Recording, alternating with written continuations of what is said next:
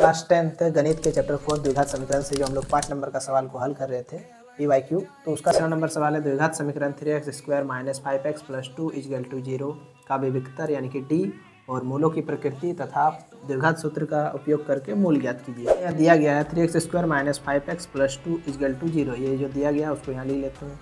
यहाँ इसका व्यापक रूप क्या होता है तो ax² + bx + c के रूप का होता है द्विघात समीकरण। यहाँ से a आपका 3 है, b आपका 5 है, c आपका 2 है, ठीक है ना। यहाँ a बराबर 3, b बराबर -5, c बराबर 2 हो गया। लिख लिए। विविक्तर आपको d निकालने के लिए बोला गया है यहाँ, तो विविक्तर d बराबर क्या होगा b² - 4ac का सूत्र लगेगा। अब b की जगह पे हम लोग -5 तो -5 रख दिए, इसका स्क्वायर -4 की जगह 4 इंटू a की जगह पे 3 और c की जगह पे 2, तो ये रख दिए।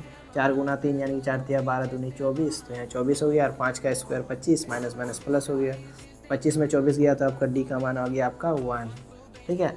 और चूँकि d बड़ा है 0 से, तो d 0 से बड़ा होगा तो मूल वास्तविक होगा एवं असमान होगा, यानी कि मूल निकलेगा तो 2 गो मूल निकलेगा आपका, ठीक है ना। इस सूत्र से x बराबर -b प्लस माइनस √d, तो d के जगह पे क्या मान आया तो 1, तो सिर्फ 1 को बैठा दिए। -b की जगह पे यहाँ -5 लिख दिए, माइनस माइनस प्लस हो गया तो 5 प्लस माइनस यहाँ √1 का 1 लिख दिए खाली, ठीक है ना।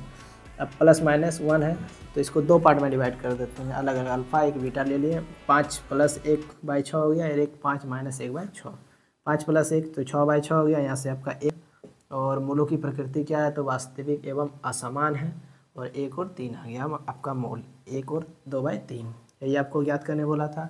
ये सवाल 2011, 13, 15, 17, 23 में पूछा गया है, तो ये सवाल वेरी इंपॉर्टेंट है, तो आप लोग इस सवाल को हल कर लीजिएगा, ठीक है।